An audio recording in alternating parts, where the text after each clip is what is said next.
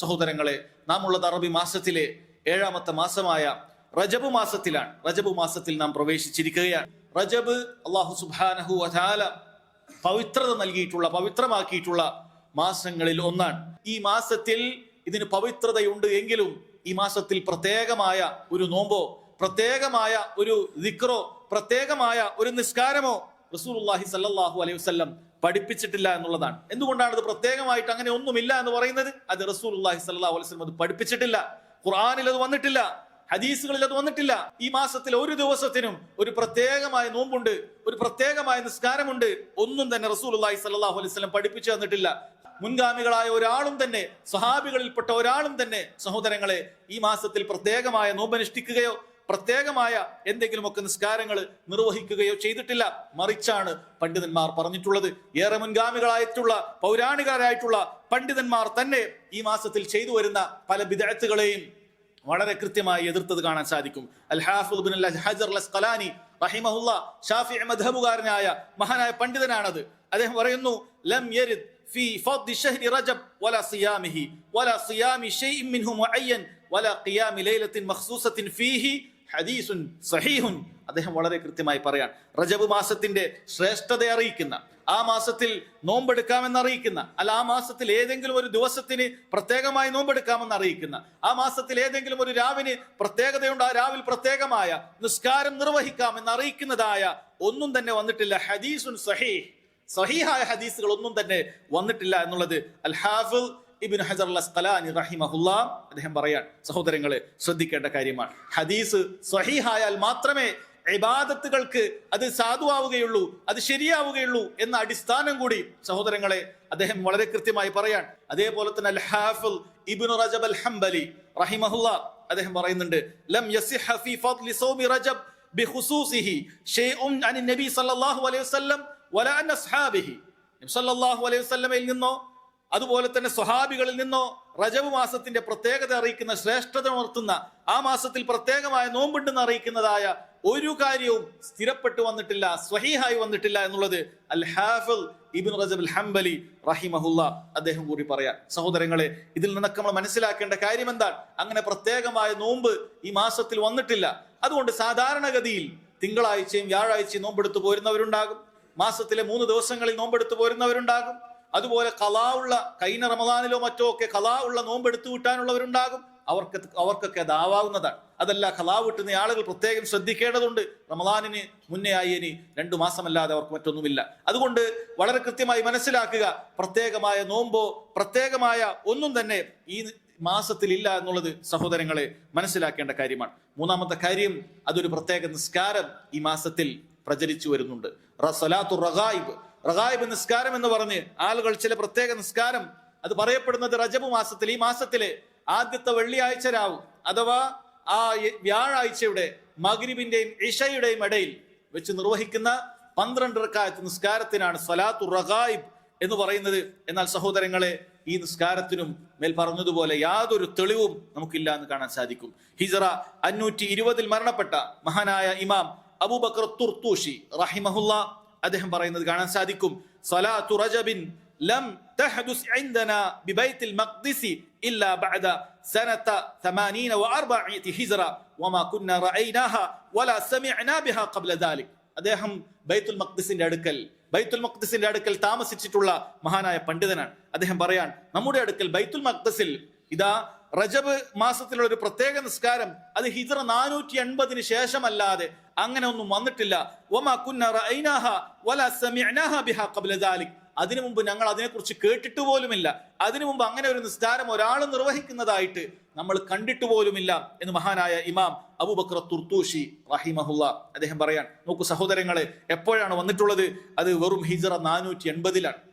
ഒരു വേള ആളുകൾ ഇതൊക്കെയാണ്, അഥവാ അവരെ സംബന്ധിച്ച് നോക്കുമ്പോൾ അവരെ വാപ്പമാർ ചെയ്തിട്ടുണ്ട്, അവരെ കാരണവന്മാർ ചെയ്തിട്ടുണ്ട്, അങ്ങനെയാണ് അവർ നോക്കുന്നത്. പക്ഷേ ഇതിന് 1000 വർഷം കൊണ്ട് പഴക്കമുണ്ടായാലും ശരി, ഇതുകൊണ്ട് യാതൊരു കാര്യവുമില്ല. കാരണം ഏറ്റവും ഉത്തമ നൂറ്റാണ്ടിൽപ്പെട്ട ഒരാളും ചെയ്തിട്ടില്ല, റസൂലുള്ള ചെയ്തിട്ടില്ല, സ്വഹാബികൾ ചെയ്തിട്ടില്ല എന്നത് തന്നെ മതിയായതാണ്.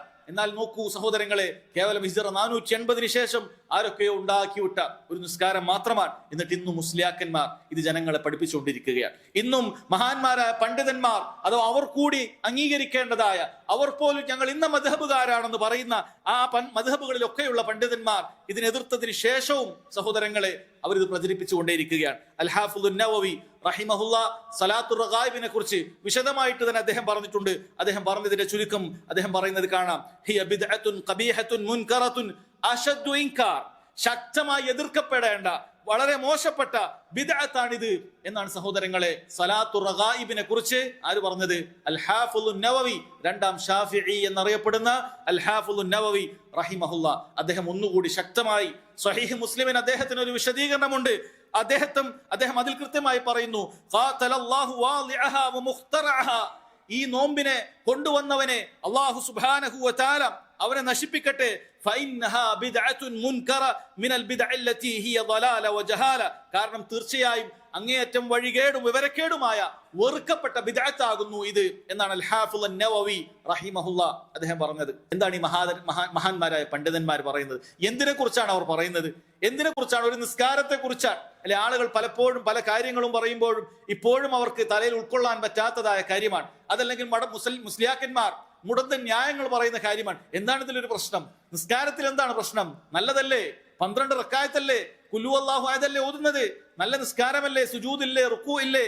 ഇങ്ങനെ പറഞ്ഞ് ഇബാദത്തുകളെ ന്യായീകരിക്കാൻ നോക്കുമ്പോൾ, എന്നാൽ നമ്മുടെ മഹാന്മാരായ അഇമ്മത്തുകൾ, ഇവർ നമ്മുടെ ഇമാമുമാരെന്ന് പറയുന്ന ഈ അഇമ്മത്തുകൾ, അവർക്ക് ഇവരുമായി യാതൊരു ബന്ധവുമില്ല എന്ന് തെളിയിക്കുന്ന കാര്യമാണ്. അവർ പറയുന്നത് ഇത് മോശപ്പെട്ട ബിദ്അത്താണെന്നാണ്, അങ്ങേയറ്റം വഴികേടാണെന്നാണ്, അങ്ങേയറ്റം ജഹാലത്താണ്, വിവരക്കേടാണെന്നാണ് പറയുന്നത്. നിസ്കാരത്തെ കുറിച്ചാണ്, അതല്ലാതെ മറ്റെന്തെങ്കിലും കാര്യത്തെ കുറിച്ചല്ല.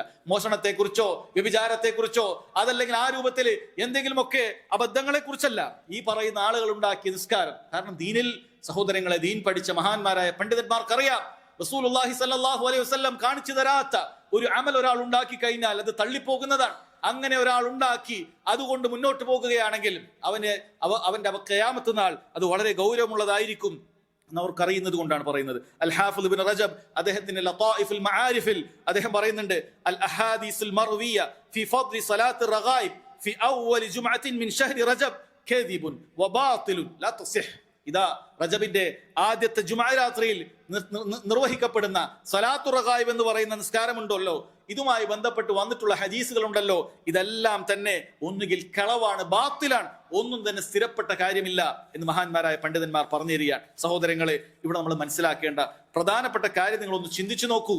ഹദീസ് സ്ഥിരപ്പെട്ടിട്ടില്ല എങ്കിൽ അത് അമല് ചെയ്യാൻ നമുക്ക് അനുവാദമില്ല. റസൂലുള്ളാഹി സ്വല്ലല്ലാഹു അലൈഹി വസല്ലം അത് പറഞ്ഞു തന്നിട്ടില്ല, കാണിച്ചു തന്നിട്ടില്ല.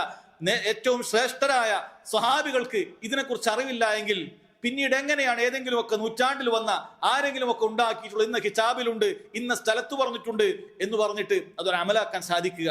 ഇനി നോക്കൂ, ഈ കാര്യത്തെക്കുറിച്ച് മഹാന്മാരായ അയിമ്മത്തുകൾ വളരെ ശക്തമായ ഭാഷയിൽ അത് ബിദ്അത്തുകളാണ്, മുൻകറത്താണ് എന്ന് എതിർത്തിട്ട് പോലും ഇന്നും ആളുകൾ സഹോദരങ്ങളെ ഇത് ചെയ്തുകൊണ്ടിരിക്കുകയാണ്. അല്ലെ, ഈ ഇമാമുമാരുടെ വാക്കുകൾ കേവലം ഈ ഒരു വിഷയത്തിൽ മാത്രം നമ്മൾ ഉൾക്കൊള്ളിക്കേണ്ട കാര്യമല്ല, മറിച്ച് ഈ വിഷയത്തെ, ഈ നിസ്കാരത്തെ അവർ എതിർക്കപ്പെടാൻ അവർ കൊണ്ടുവച്ചിട്ടുള്ള തത്വത്തെ നിങ്ങൾ മനസ്സിലാക്കേണ്ടതുണ്ട്. അവർ പറയുന്നത് ഹദീസുകൾ സ്ഥിരപ്പെട്ടിട്ടില്ല എന്നാണ്.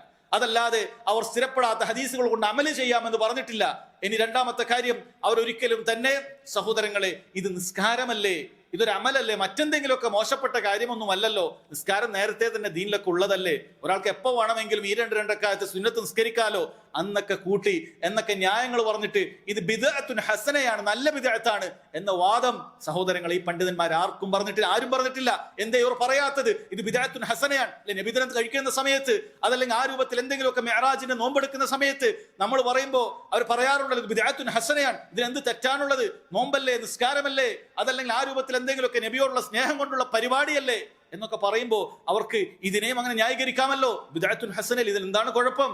12 റക്അത്ത് നിസ്കാരമല്ലേ, ഈ മാസത്തിൽ ഏതെങ്കിലും ഒരു ദിവസത്തിൽ ഒരു നോമ്പല്ലേ, നോമ്പിന് വലിയ പ്രതിഫലമില്ലേ? ഇനി നോമ്പുമായി ബന്ധപ്പെട്ട ഹദീസുകളൊക്കെ ഉദ്ധരിച്ചാൽ പോരെ, നിസ്കാരവുമായി ബന്ധപ്പെട്ട ഹദീസുകളൊക്കെ ഉദ്ധരിച്ചാൽ പോരെ. പക്ഷെ അതുകൊണ്ട് കാര്യമില്ല.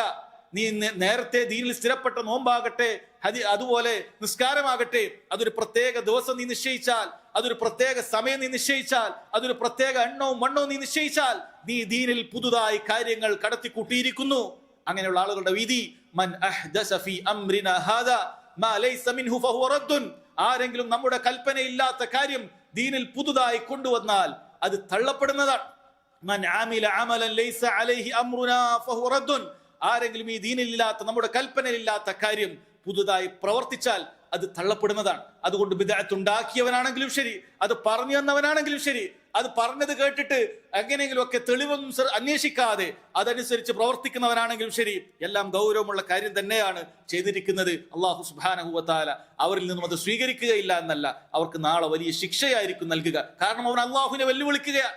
അള്ളാഹു കാണിച്ചു തരാത്ത, റസൂലുള്ളാഹി സ്വല്ലല്ലാഹു അലൈഹി വസല്ലം കാണിച്ചു തരാത്ത അമലുകൾ ഞാൻ ചെയ്യും എന്നാണ് അവൻ പറയുന്നത്.